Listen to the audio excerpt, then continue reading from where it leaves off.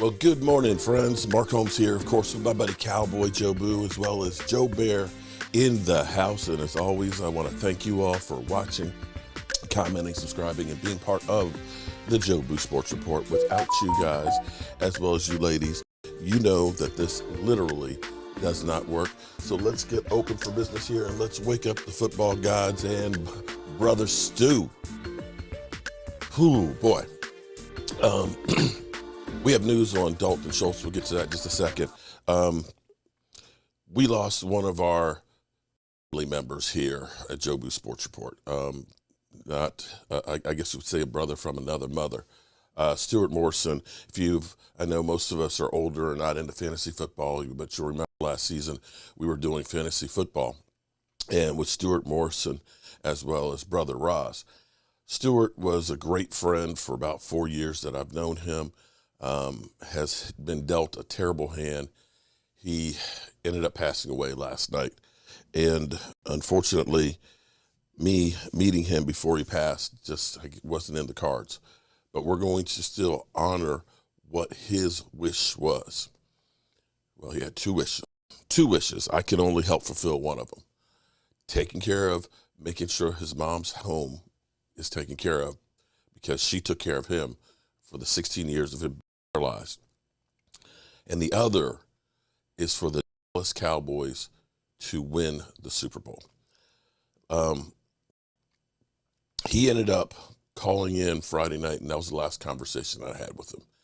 And I guess it was actually his opportunity to say goodbye, and that was Stuart Morrison at his best.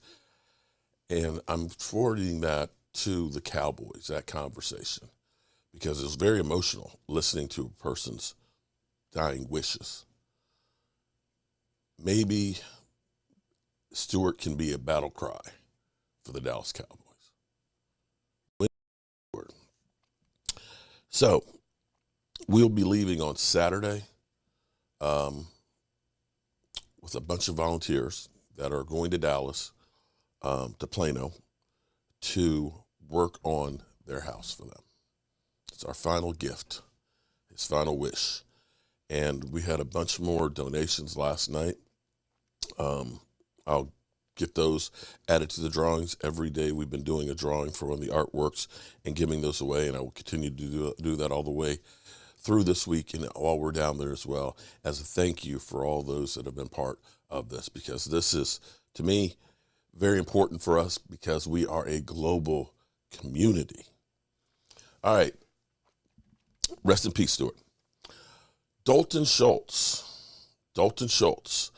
our tight end, as of about 30 minutes ago, is being reported by Tom Passero that he is frustrated by the state of contract talks with the Cowboys. And he has informed the team he will not attend the rest of voluntary OTAs per sources. He's already signed the franchise tag, which means that he will be paid $10.9 million this season, unless they end up getting a long-term deal. And they have until July 15th, so basically 5 weeks to get this thing done. But, of course, with David Njoku getting his deal where he is now getting paid $14.5 million per year, and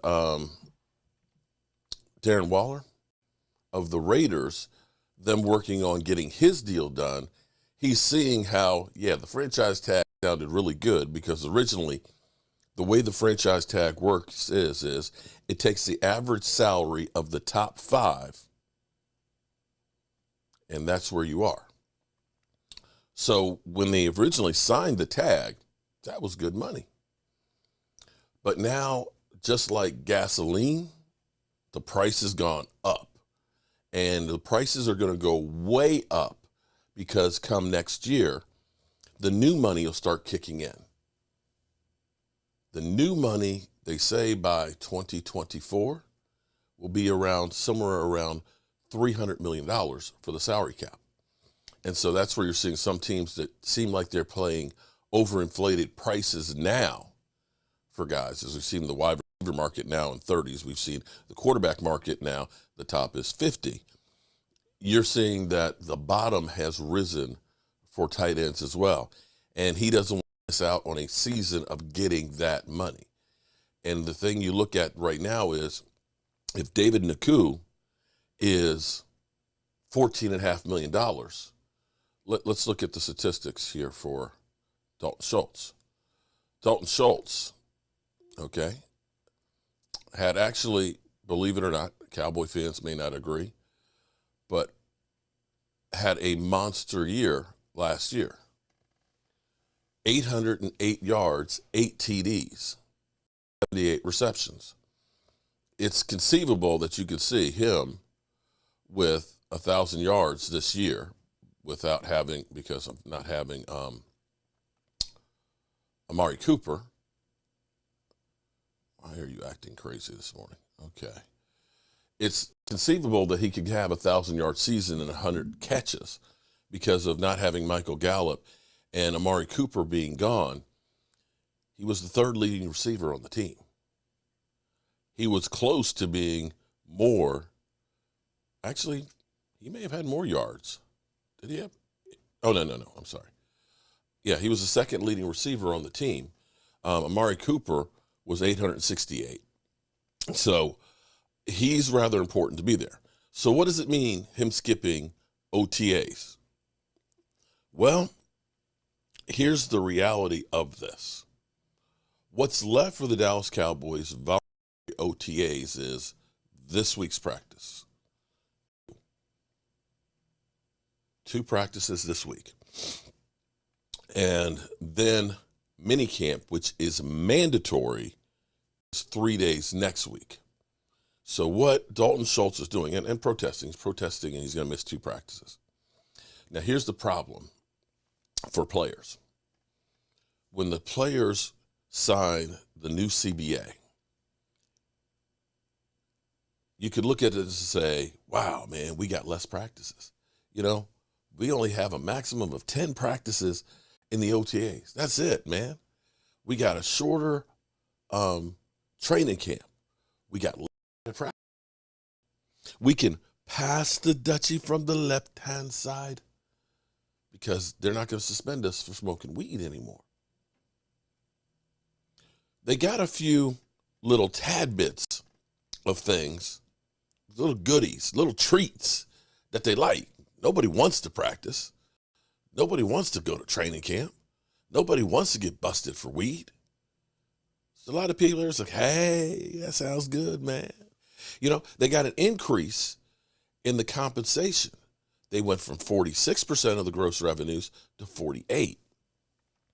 Players like, yeah, man, we getting more money. We can smoke some weed. We have to hit less. But the owners got something in return. They got an extra game, and they got more control over you and your contract situation. Because you can't hold out. Well, you can. But here's the thing. Even preseason games cost you a game check. And it's not negotiable or refundable. It used to be like when Zeke Elliott held out, you know, went to Cabo. When he came back, the team said, don't worry about that. No problem. Not now. You hold out for mandatory, it's costing you. And you can sit out the season, but guess what? That season doesn't count as a season that you occurred, which means your contract goes for another year. And we've seen guys do that, and it happens for the most part. We'll find out about Deshaun Watson if that actually works out for him. But we've seen guys that have held out for a year and come back, and they've never been the same. So this is more of a wake-up call to the Cowboys that I'm not happy about this. But in all actuality, he'll be back next week for mandatory, and we'll play for the season. The question will be is, what kind of player will you get during the season? Are you going to have one that's pissed off, or are you going to have one who's trying to play to get the hell out of here? I don't know. But the Cowboys, it seems like, not good. It seems like they make the wrong move too many times. So we'll see, and we'll follow along and see how this scenario continues and goes on. And I've got a lot of work to do between now and Saturday because we have to get ready to fulfill my buddy Stewart's wishes, and that is take care of his mom. I appreciate everybody who was here last night during our live stream. We went on for a couple extra hours. And if you were a fan of Stewart's, Friday night when he called in, not Friday night, Saturday night. It's one of those things that's strange because my wife is actually down with her family visiting. Mike's up with his new family visiting, and I'm here, myself. And I decided to do a live stream. Just popped up, I'm working in the shop all day, and decided I'm going to do a live stream tonight. And when I started the live stream, Stewart called in, and I didn't know Stewart was calling in. And we talked. He explained everything about his situation. Said, I'm dying. And thanked a lot of the individuals, talked about I Love Weed and Lola and Miss Jackie and things. And I like to think that that was actually a good thing because he got an opportunity to say goodbye. I hope when it's my time to go that I have the opportunity to say goodbye to the people I love too. Because that's more tragic than anything else, is somebody going and not being able to speak to them one last time. So make sure you all communicate. And let's try and do something different today. How about we try and stop hating so much? How about we try and find our fellow man and woman? How about we try and get out of our comfort zone and do something nice for somebody else? That's what I hope for. That's what I'm going to strive for. And that's what I'm going to live for. I appreciate each and every one of you guys listening, and I will talk to you guys soon. It's going to be a busy day. You're going to see me doing all kinds of stuff. And 9 o'clock Eastern, we have our regular live stream. I hope you guys tune in. That being said, you know how we roll. Folks here, and as always, I want to thank you all for watching, commenting,